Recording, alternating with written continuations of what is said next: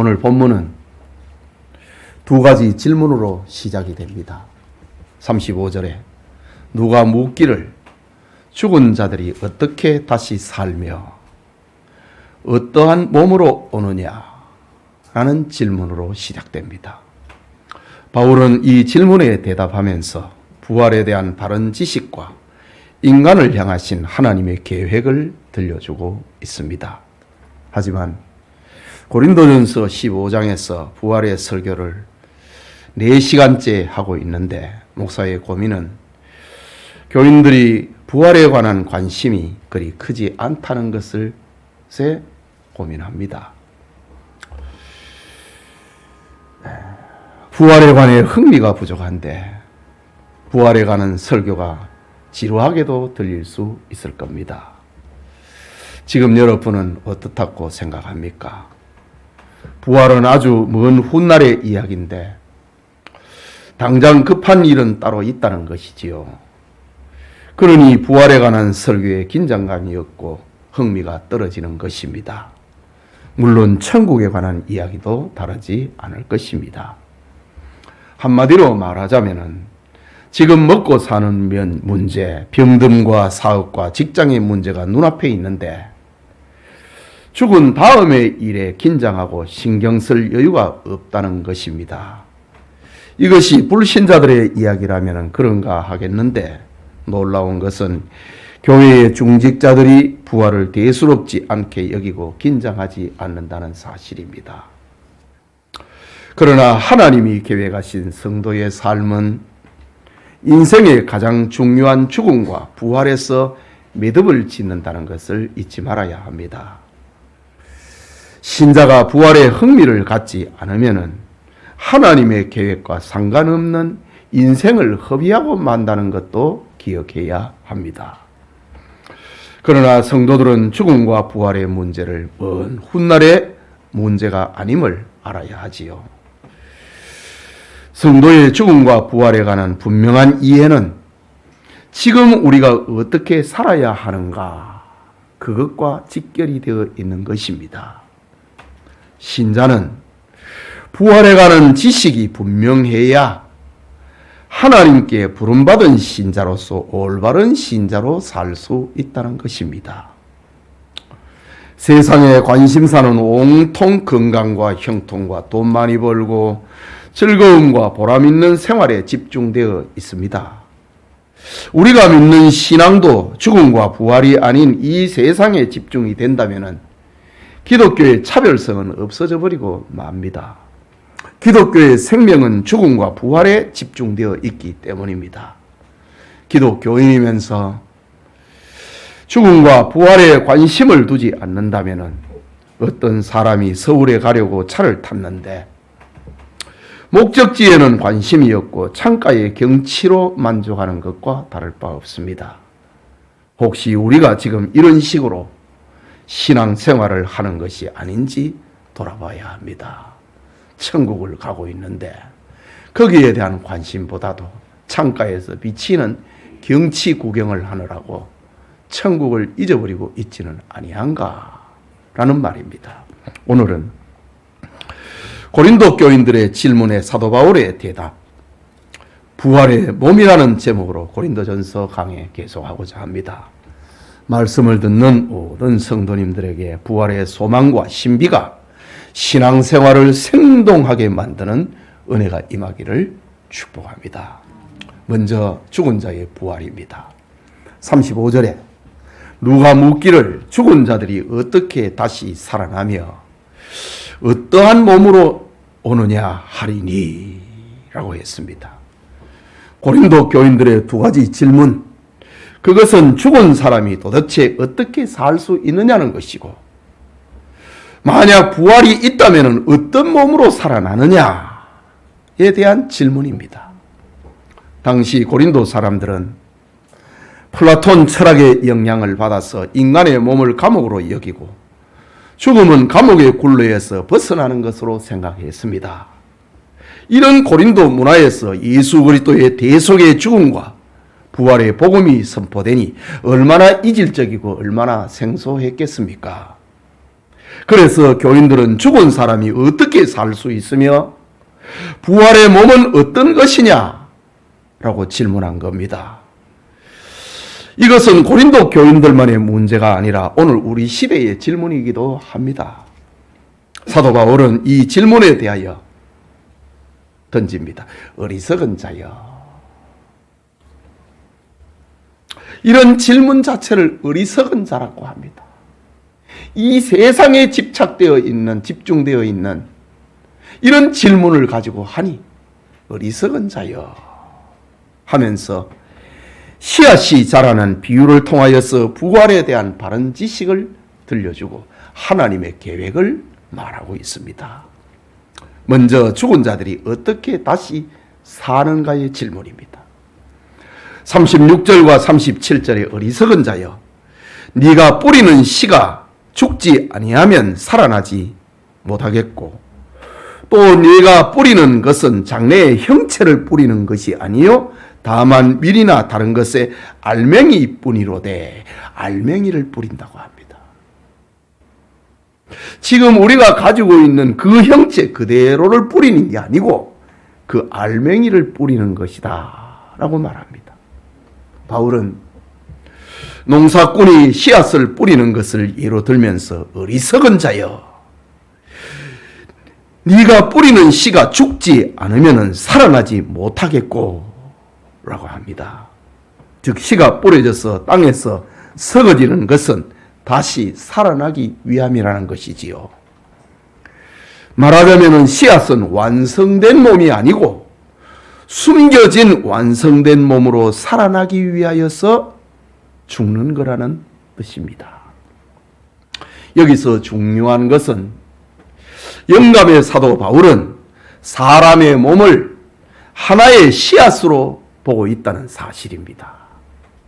그 알갱이, 완전한 형체가 아니라 알갱이, 그 핵심, 씨앗으로 보고 있다는 것입니다. 조금 전에 바울이 어리석다라고 말한 것은 단지 부활을 의심해서가 아니라 몸을 씨앗이 아닌 완성체로 보는 시각에 대해서 꾸짖고 있는 말씀이기도 합니다. 여러분, 신자가 부활에 관해 흥미를 잃어버리는 것은 현재의 몸, 즉 씨앗에 불과한 몸을 완성체로 여기고 있기 때문에 부활에 대해서 흥미를 잃어버리는 겁니다. 씨앗이 뿌려져서 죽어야 다시 산다는 것을 무시한 채 씨앗에 불과한 몸을 위하여 살려고 하기 때문에 이 씨앗이 전부인 것처럼 여기면서 이 씨앗을 완성체로 여기고 있기 때문에 부활에 관심을 두지 않는다는 말입니다. 다시 말합니다.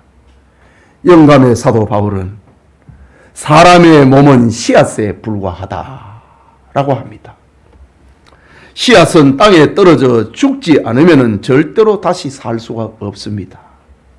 그런데 사람들은 씨앗에 불과한 몸을 고이 간직하려고 합니다.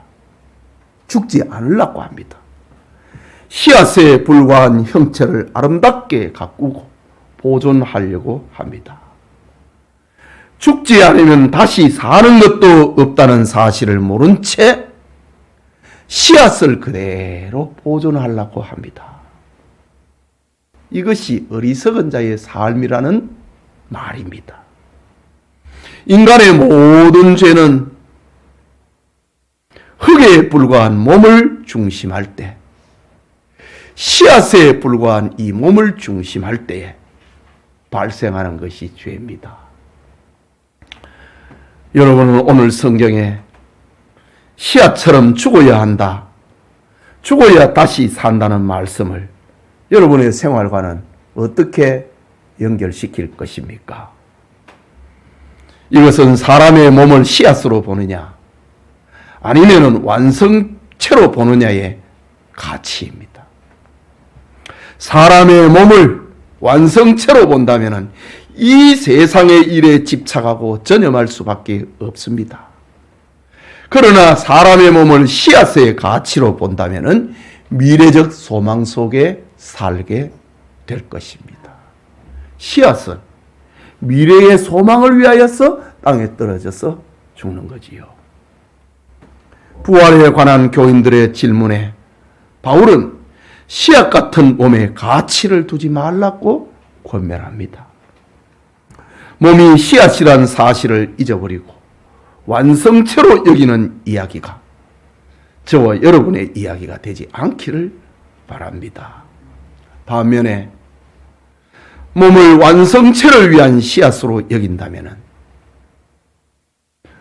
우리는 나는 아무것도 아니라는 생각으로 살게 될 것입니다. 즉 몸에 가치를 두지 않기에 남보다 예쁘다고 자랑할 필요가 없고 못났다고 낙심할 필요도 없는 겁니다. 못나도 잘나도 결국은 씨앗처럼 흙으로 돌아갈 것이 몸입니다. 잘 나봐야 젊었을 때 잠깐 동안에 불과한 것입니다. 그런데 썩어져야 할 몸에 가치를 둔다면, 썩지 않으려고 한다면 그것이야말로 어리석은 자의 모습이다. 이것이 바울의 권면입니다. 예배드리는 우리 성도님들이 자기 몸을 완성체를 위한 씨앗처럼 살아가기를 축복합니다. 네가 뿌리는 씨가 오늘 말씀에 죽지 아니하면 살아나지 못하겠고 라는 말씀처럼 몸은 부활로 가는 과정이라는 사실을 기억을 하고 씨앗처럼 살아가는 우리 교우들이 되기를 축복합니다. 둘째로, 사람이 다시 산다면은 어떤 몸을 가지는가? 이 질문에 바울은 대답합니다. 38절에서 41절에 하나님이 그 뜻대로 그에게 형체를 주시되 각 종자에게 그 형체를 주시느니라. 육체는 다 같은 육체가 아니니 하나는 사람의 육체요 하나는 짐승의 육체요 하나는 새의 육체요 하나는 물고기의 육체라. 하늘에 속한 형체도 있고 땅에 속한 형체도 있으나 하늘에 속한 것의 영광이 따로 있고 땅에 속한 것의 영광이 따로 있으니 해의 영광이 다르고 달의 영광이 다르며 별의 영광도 다른데 별과 별의 영광이 다르도다. 다 다른 형체를 가지게 된다는 말입니다.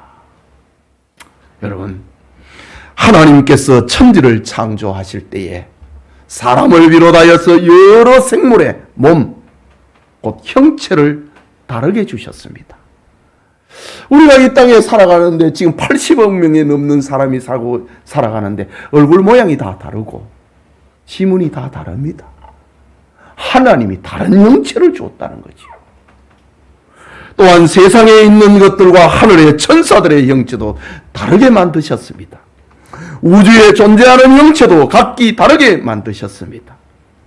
이것은 모양뿐만이 아니라 영광도 각각 다르게 하셨다고 합니다. 이것은 장차 새하늘과 새 땅을 재창조하실 때에도 그 형체와 영광을 다르게 하실 것입니다. 이것이 부활의 몸이라는 거지요.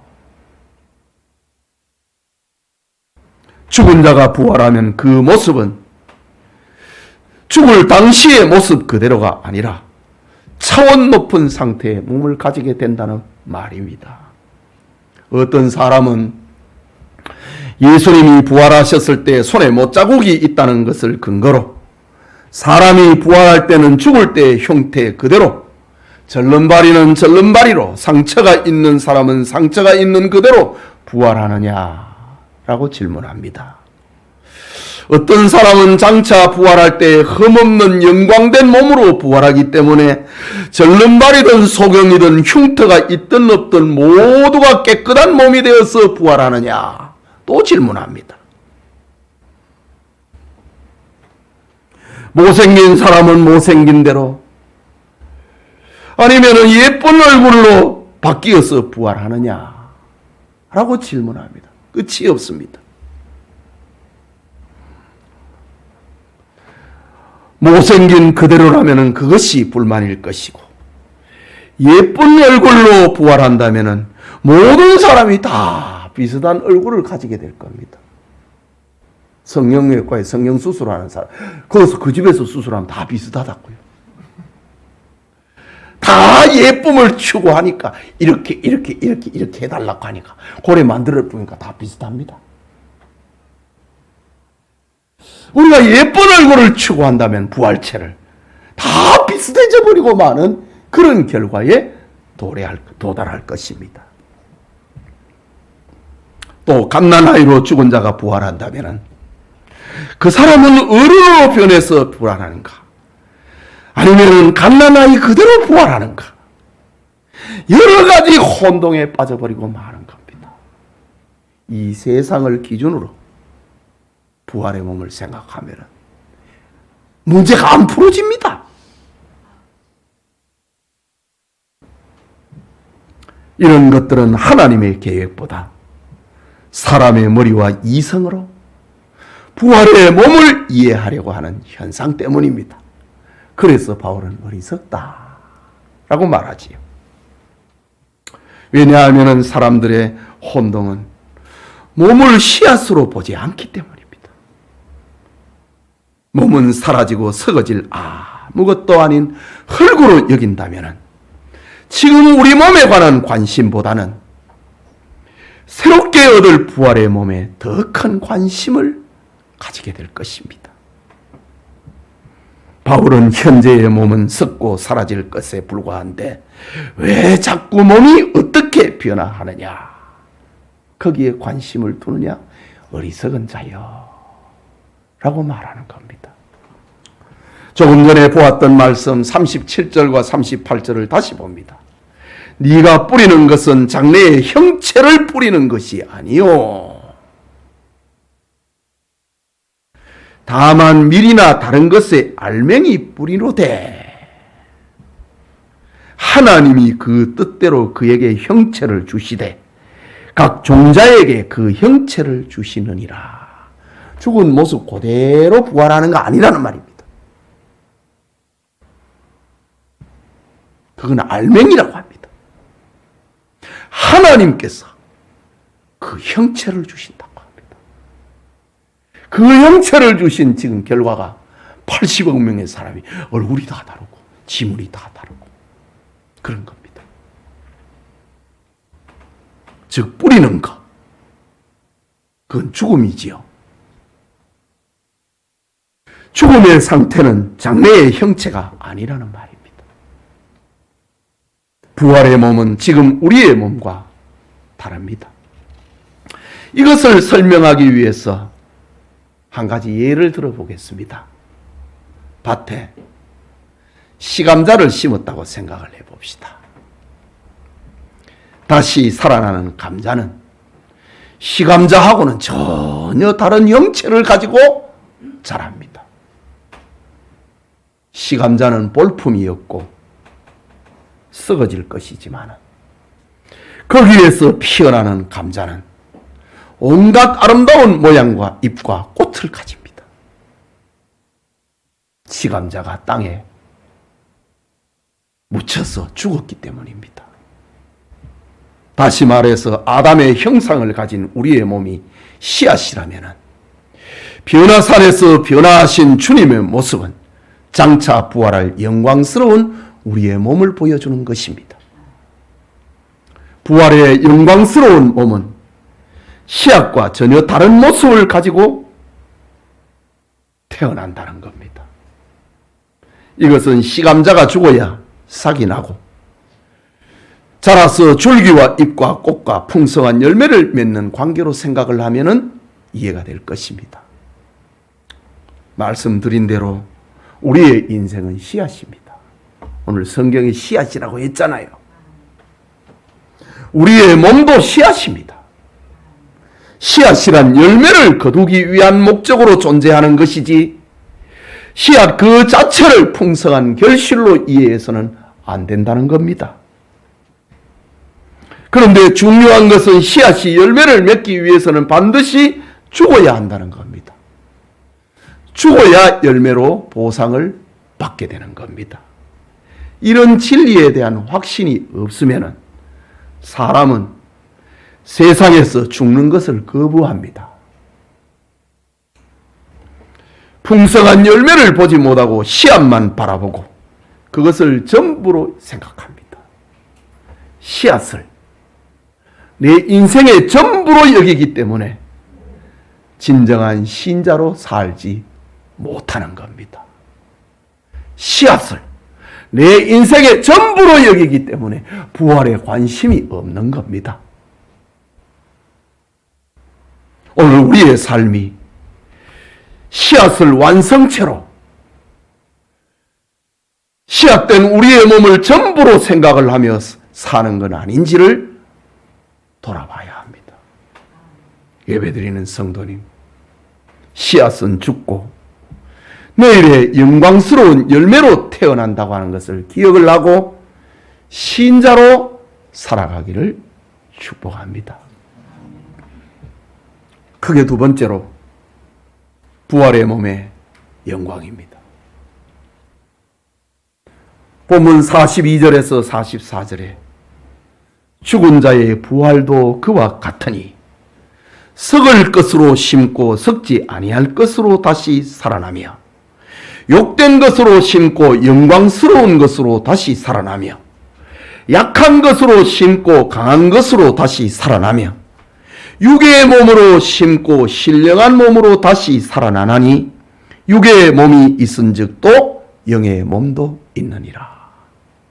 부활체가 있다는 말입니다. 사도 바울은 죽은 자의 부활은 이렇게 될 것이다 라고 말하면서 무엇 한 것으로 심고 무엇 한 것으로 다시 살아나며 이 말을 지금 4번 반복합니다.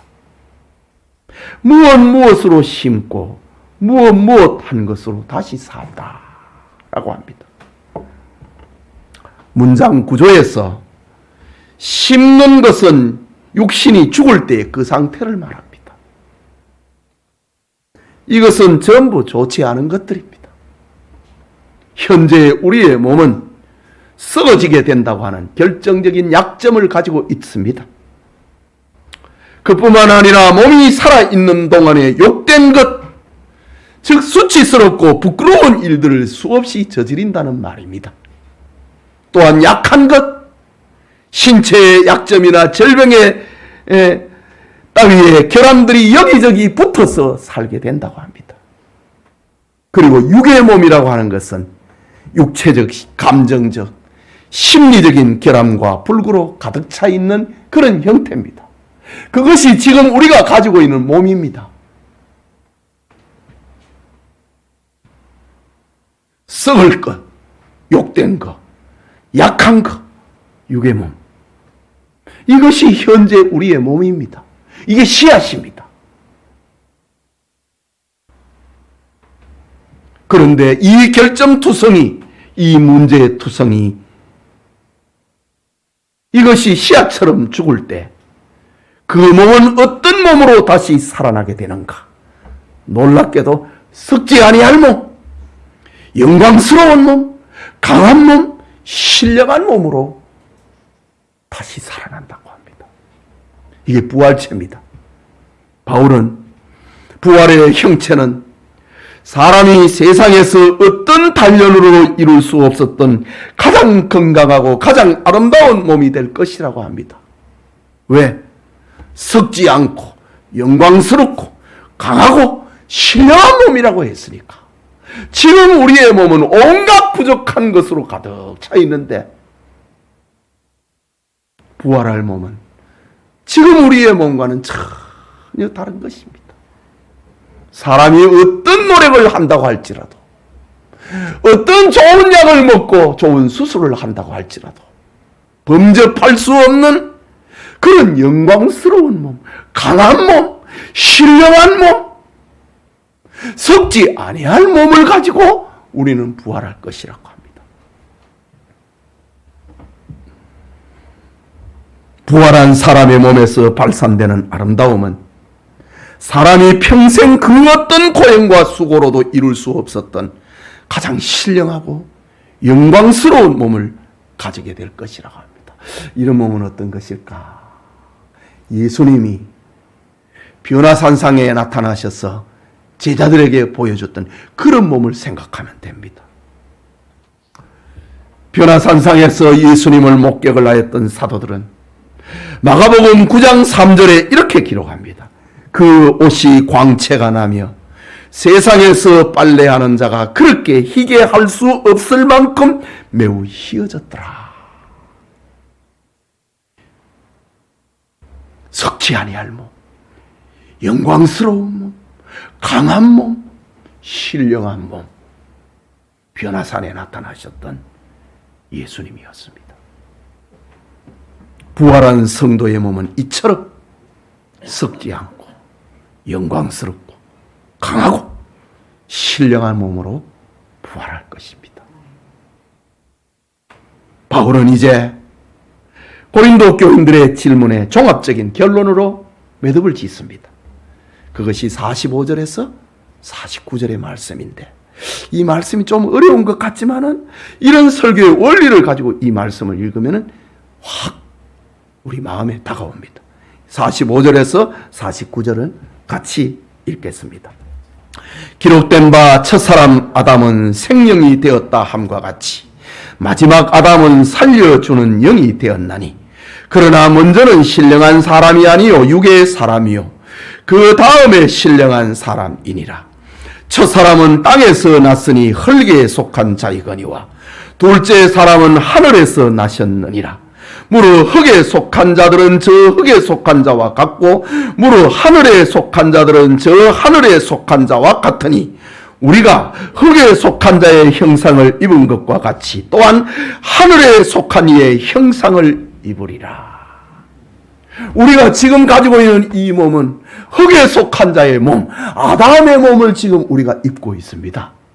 그러나 부활체는 하늘에 속한 자의 몸, 저 변화산상에서 나타나셨던 그 예수님의 몸처럼 우리도 그런 몸을 입게 될 것이다 라는 말입니다. 죽은 자가 어떻게 다시 살아나고 어떤 몸으로 오느냐 라는 고린도 교인들의 질문에 궁극적인 대답은 하나님께서 그리스도 예수와 그의 부활을 통하여서 나타내셨다 라는 겁니다. 즉 첫사람 아담은 생명이 되었다. 하나님께서 흙으로 사람을 만드시고 그 코에 생기를 불어넣으시니 생명이 되었다. 다 수동형이지요.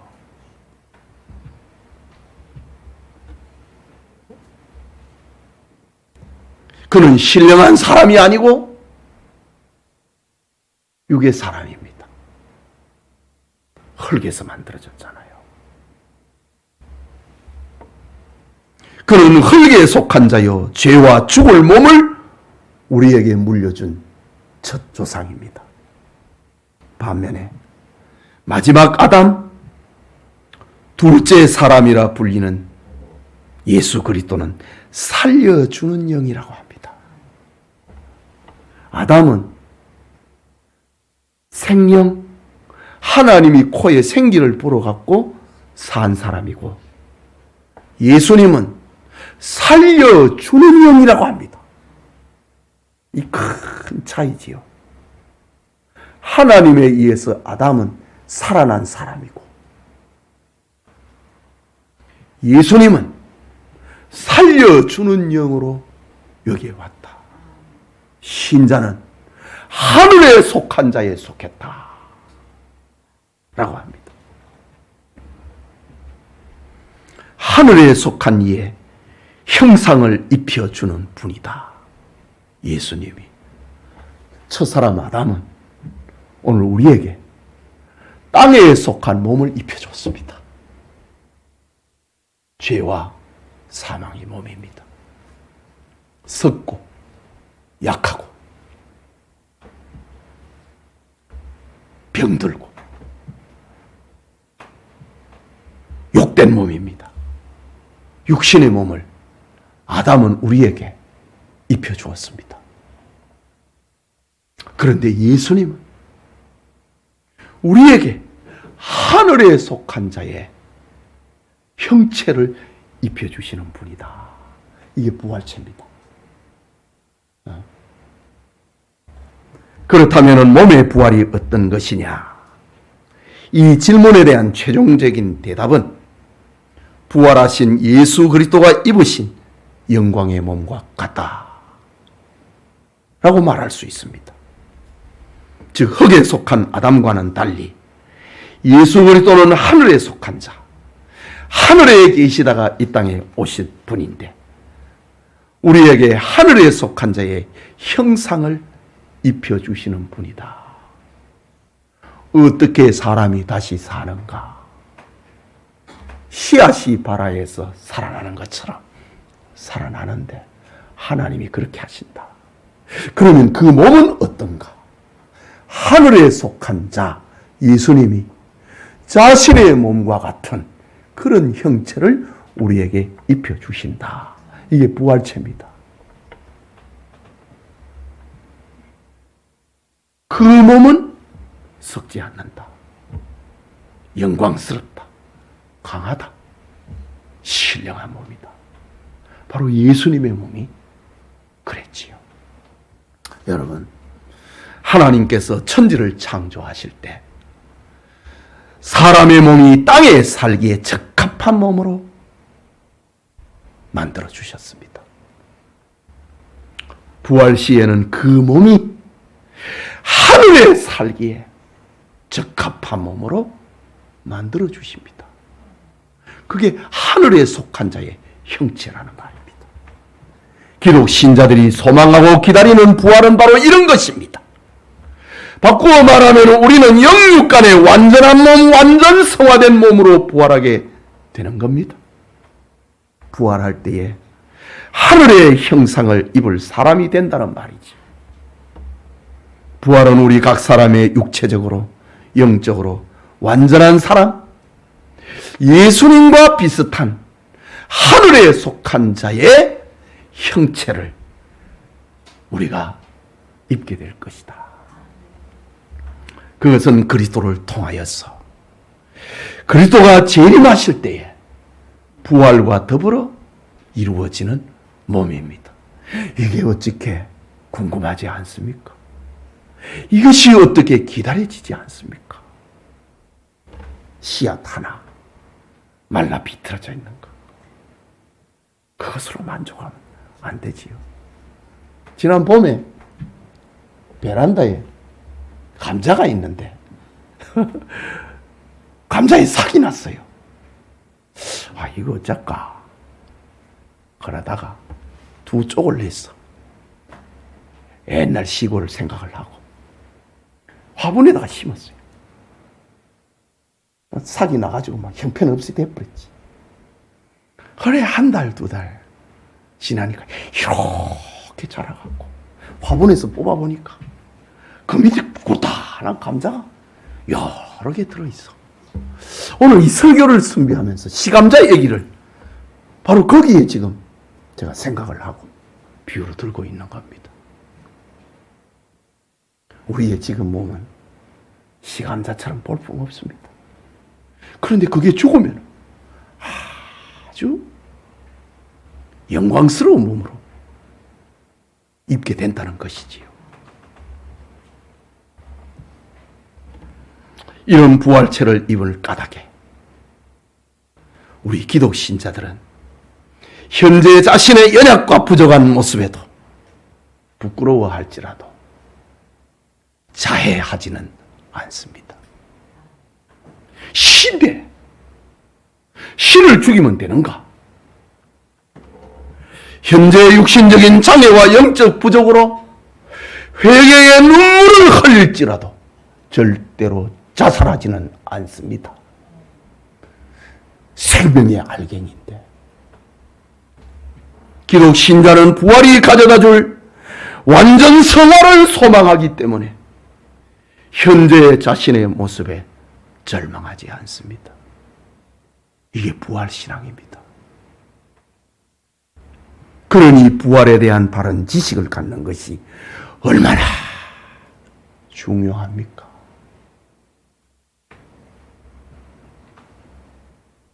자해를 하고 자살을 한다. 그 실을 망가뜨리는 것과 마찬가지입니다. 그래서 자살하는 자는 지옥 간다.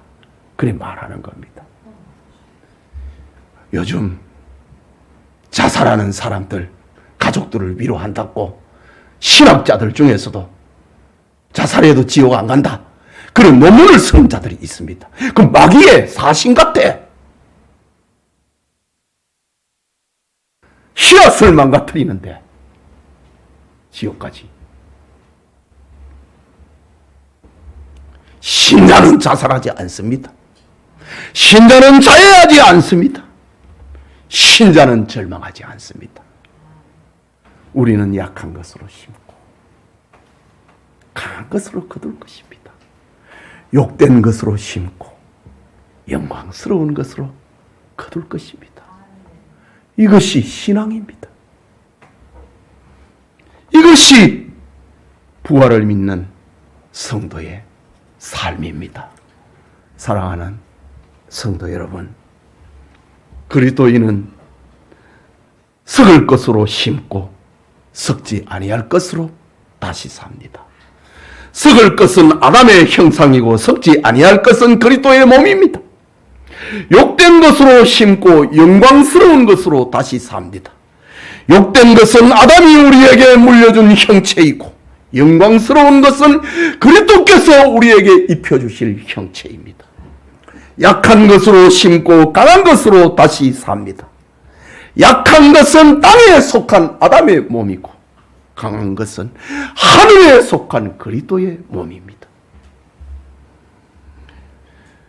육의 몸으로 심고 신령한 몸으로 다시 삽니다. 육의 몸은 아담의 몸이요 신령한 몸은 그리스도가 입혀주실 몸입니다. 몸은 결국 씨앗이다 라는 결론에 도달하는 겁니다. 여러분, 신자의 삶은 농부가 씨앗을 뿌리는 것과 같습니다. 농부가 열매를 바라고 씨앗을 뿌리는 것과 같이 인생이란 장차 맺어질 부활의 열매를 기대하면서 사는 것입니다. 그러니 이 부활을 잊어보면 안 된다는 거죠. 하지만 세상 사람들은 이 씨앗을 바라보고 씨앗이 전부인 줄 알고 그 다음의 열매를 생각하지 않습니다. 그들은 눈에 보이는 세상이 전부이고 인생도 세상의 죽음으로 다 끝난다고 생각합니다. 죽음 후가 없다고 믿기 때문에 죽음 후의 삶을 예비하지 않습니다. 흙에 불과한 이 몸에 모든 목표를 들고 사는 것이 불신자들의 삶의 모습입니다. 지금 잘 먹고 잘 살고 즐기자. 이런 인생을 사는 것이 불신자의 삶입니다.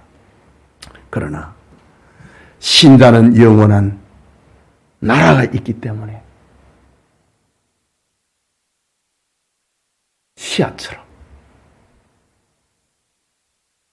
살아가는 것이 그리스도인의 삶입니다. 죽지 아니하면 하늘 그대로 있고 죽으면 많은 열매를 맺으라. 높아지고자 하는 자는 낮아지라. 섬김을 받고자 하는 자 섬기는 자가 되어라. 다 씨앗 인생입니다.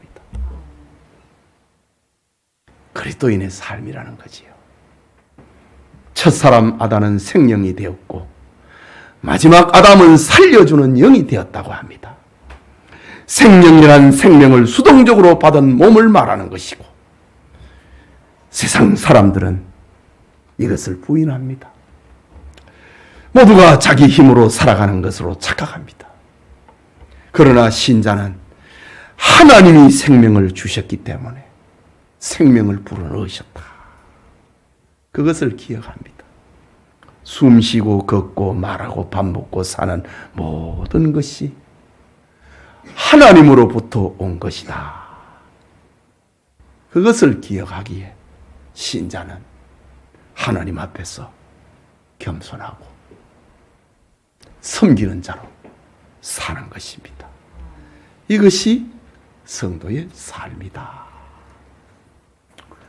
그런데 마지막 아담, 예수님은 살려주는 영이라고 합니다. 그런 몸을 우리가 입게 될 것이라고 합니다. 수동적인 삶, 거기에서 살려주는 영의 그 몸을 우리도 입게 될 것이라고 합니다. 땅에 속한 자는 아담에 속한 자이고 하늘에 속한 자는 그리스도에게 속한 자입니다. 땅에 속한 자는 자기 육신에만 관심을 가지고 삽니다. 그러나 하늘에 속한 자는 그리스도에게 속하고 살려주는 영으로 살랐고 애를 씁니다. 여러분, 그리스도는 남을 살리기 위해서 이 땅에 오셨고 사셨고 죽으셨습니다. 그리스도께 속한 자라면은 그리스도의 모습이 나타나야 된다.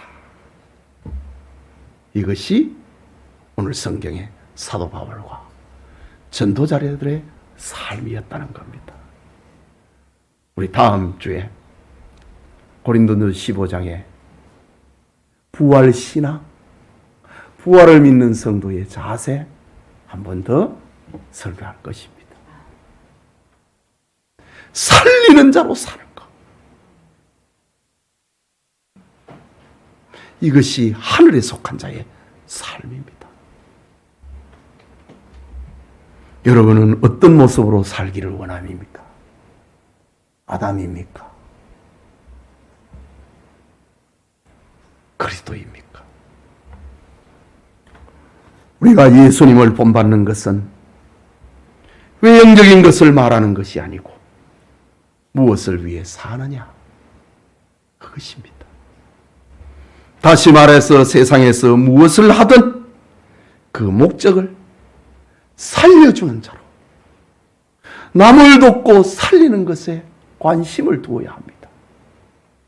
공부를 해도 자기 출세가 목적이 아니고 이 공부를 통해서 남을 돕기 위한 목적임을 분명히 하고 사는 것. 하늘에 속한 자의 삶입니다. 이것이 현재 자기 몸을 완성체로 생각하지 않고 많은 열매를 맺기 위한 씨앗으로 여기는 삶입니다. 결점투성이, 문제투성이가 씨앗처럼 죽을 때 썩지 않고 영광스럽고 강하고 신령한 몸으로 부활하게 될 것입니다. 예배드리는 성도님, 잠시 후면은 사라지고 없어질 몸에 집착하지 말고 장차 주어질 영광된 몸에 관심을 두고 부활을 믿는 신자로, 생동하는 신자로 살아가기를 주님의 이름으로 축복합니다. 이 부활을 믿는 신앙이, 우리 같이 기도합시다. 부활을 믿는 신앙이 얼마나 위대한가. 이 세상이 감당하지 못한다는 거지. 이게 신자입니다. 지금 이 작은 공간에 모여갖고 우리가 예배드리고 있지만은 우리는 이런 신령한 지식을 가진 사람입니다. 이런 신령한 지식을 가지고 남을 살리는 사람으로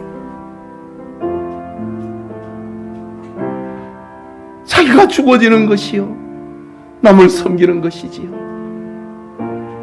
바울이 지금 그렇게 살고 있잖아요. 부활을 믿는다. 결점투성이, 문제투성이의 우리 인생입니다. 그러나 씨앗처럼 우리가 낮아지고 우리가 죽어지면 장차 입을 우리의 몸은 썩지 아니할 영광스러운 몸, 강한 몸, 신령한 몸을 입게 될 것입니다. 초대교회 성도들은 이런 사실을 믿었기에 자기 자신을 내줄 수 있었다는 거지. 이 얼마나 위대한 신앙입니까? 이것이 바로 세상을 새롭게 하는 힘입니다. 하나님, 이런 부활 신앙을 가지고 낙심하지 말고 소망 중에 살게 하옵소서. 온갖 부족과 고통 속에 있다 할지라도 나는 장차 영광스러운 몸을 입게 될 것이다. 그 소망을 가지고 씨앗처럼 살자고요. 이것이 부활신앙의 사람입니다. 기도합시다. 자비하신 하나님 아버지, 은혜를 감사합니다. 이 시간 부활의 몸이라고 하는 하늘의 신령한 지식을 우리의 가슴에 담아주시니 감사합니다. 우리보다 앞서 살아갔던 순교자의 길을 걸어갔던 성도들은 어김없이 이 신앙을 가지고 있었기에 죽음을 넘어 저 다음 세계를 영광스럽게 받아들였습니다. 하나님, 우리 지금 가지고 있는 눈에 보이는 것을 완성체로 여기지 말고 많은 열매를 맺는 씨앗이라 생각을 하고 씨앗처럼 땅에 떨어져 썩어서 많은 열매를 맺는 그런 삶을 살게 하여 주시옵소서. 자기를 위한 죄 가운데서 태어난 아담의 몸이 아니라 다른 사람을 살려주는 하늘에 속한 자의 삶을 살아갈 수 있도록 하나님, 우리에게 은혜를 베풀어 주시옵소서. 아무도 실망하거나 좌절하지 말고 소망 가운데 주님을 쳐다보고 하늘의 형체를 입혀주실 주님을 생각하고 부활신앙으로 사는 우리 교우들 되게 하여 주옵소서. 하나님, 감사합니다. 엄청난 말씀을 받았는데 값을 할 수 있도록 우리를 도와주시옵소서. 하늘에 속한 자로 살게 해 주옵소서. 예수님 이름으로 기도합니다. 아멘.